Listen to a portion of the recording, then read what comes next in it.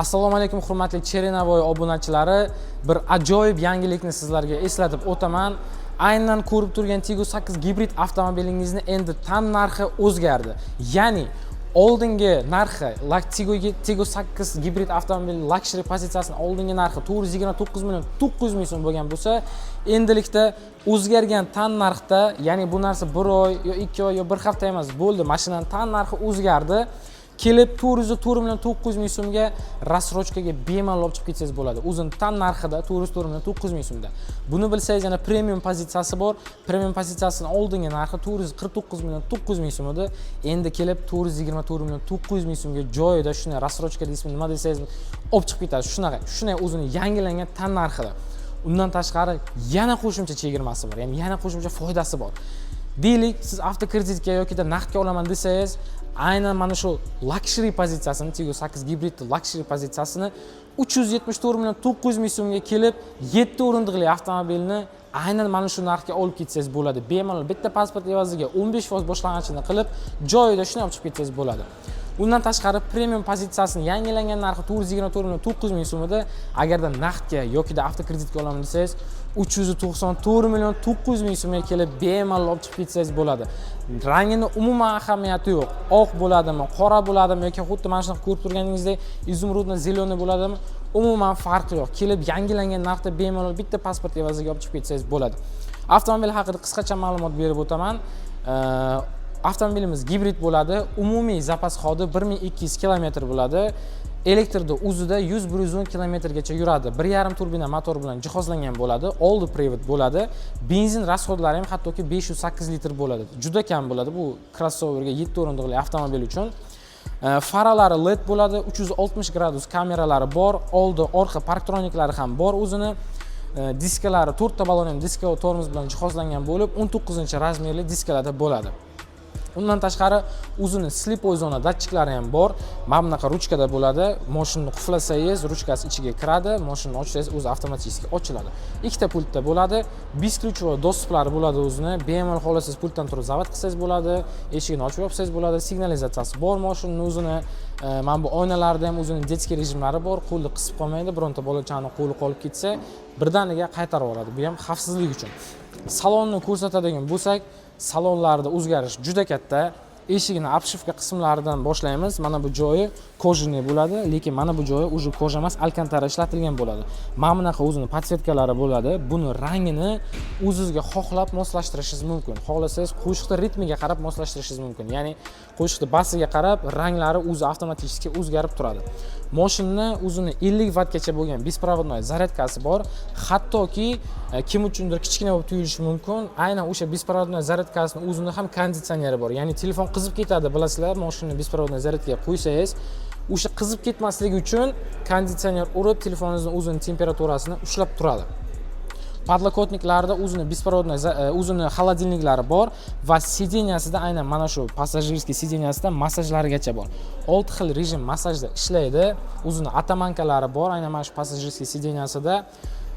Salonda mana bu ekran qismlari ham, tablo qismlari отдельно bo'lgan, o'sha ekrani kattargan, plansheti. Massajni bemalol o'tirib, dam olib ketsangiz bo'ladi. Orqa qismini ko'rsataman salonni. Orqa qismiga keladigan bo'lsak, mana bu ko'rib turganingiz bu orqa qismi. Mashinaning 4 ta sidenyasi ham isitish sistemasiga ega, ikkita oldi sidenyasi esa sovutish sistemasiga ham ega bo'ladi. O'zining orqa podlokotniklari, orqa deflektorlari, ya'ni konditsioner pechkani qo'shsangiz bemalol orqaga ham uradi. To'liq katta panorama lyuk bilan jihozlangan bo'ladi, oxirigacha ochiladi. Salondan keyin mana bu zaryadlaydigan joyini ko'rsataman. Mana bu joyda uyda zaryad qilsangiz bo'ladi, 220 vattgacha bemalol. Mana bu joyda esa stansiyalarda, ya'ni быстрая zaryadkada zaryadlasangiz 15% dan 80% gacha 15 daqiqada mashinangizni zaryadlab beradi. Xo'sh, endi mashinaning orqa qismiga keladigan bo'lsak, ya'ni bagaj qismiga, boya eslatib o'tgandek 360 gradus kamera, orqa kamerasi, orqa parktroniklari, orqa slipoy zona datchiklari hammasi shu yerda bo'ladi. Bagajlari polniy elektronniy bo'ladi. Ochilishi ham, yopilishi ham to'liq elektronniy bo'ladi. Mana bunaqa o'zini pardasi bor. bemalol 5 kilogacha yukingizni ko'tarib beradi. Yengil narsalarni qo'ysangiz, bemalol shuni ustiga ham qo'yib ketsangiz bo'ladi. O'zini 7-o'rindiqlari bu yerda bo'ladi. Buni bemalol ruchnoy qo'lingizda ko'tarasiz va yotqizasiz. Mana bu narsa bilan uyda zaryadlasangiz bo'ladi bemalol.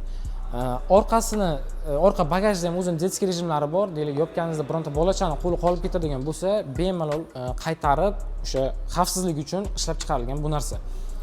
Yopasiz, o'zi yopiladi. Bunda ham hattoki fishkasi bor. O'sha qo'lingiz band bo'lsa yoki biron nimangiz bo'lsa, ocha olmasangiz qo'l bilan, kelsangiz kaliti bilan o'zi avariykalarni 3 marta o'chirib yoqadi. Shuni orqaga qilsangiz, avtomatik o'sha bagajni avtomatik ochadi. Oldini, ya'ni shopper tomoniga keladigan bo'lsak,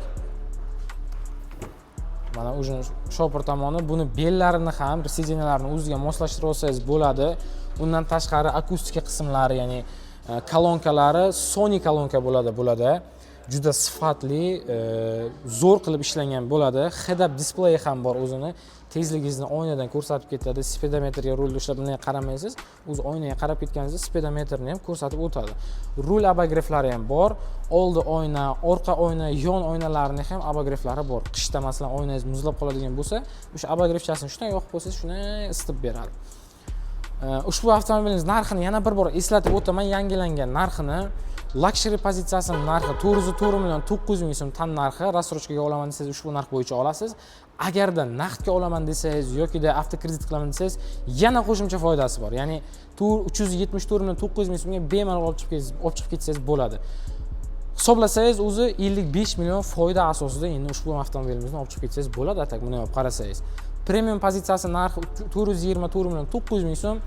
Naqdga yoki kreditga olaman desangiz 394 million 900 ming so'mni shunday joyida shunday olib chiqib ketasiz. 3-4 soat evazida, 3-4 soat vaqtingizni olamiz. Sababi o'zining dokumentatsiyalari bo'ladi. Kelasiz, bitta pasport evaziga 15% boshlanish to'lovdan boshlab bemalol o'zingizning nomingizga rasmiylashtirib beramiz. 3-4 soatda shunday mashina ochib ketasiz. Umuman rangini umuman ahamiyati yo'q, pozitsiyasini ham ahamiyati yo'q. Manzilimizni eslatib o'taman. Manzilimiz Gulidan Moxonurga kelishda, Karmanada, Cherenavoy chap tomonda joylashgan. Agarda shahardan kelsangiz, Yangiyo'l tomondan keladigan bo'lsangiz, Regaldan shunday chapga burilganingizda Moxonurga kelishingizda Cherenavoy shunday chap tomonda bor. Biz sizlarni ertalab soat 9 dan kechki 20:00 gacha Cherenavoyda kutib qolamiz. Kelib, ushbu avtomobilimizni ko'rib, hattoki test drive ham qilsangiz bo'ladi. Ushbu avtomobilimizda test drive ham bor. Ertalabki soat 9 dan kechki 18:00 gacha kelib, bemalol bepul test drive'larni qilib, mashinani yoqtirib olib chiqib ketsangiz bo'ladi. Biz sizlarni ertalab soat 9 dan kechki 20:00 gacha Cherenavoyda kutib qolamiz.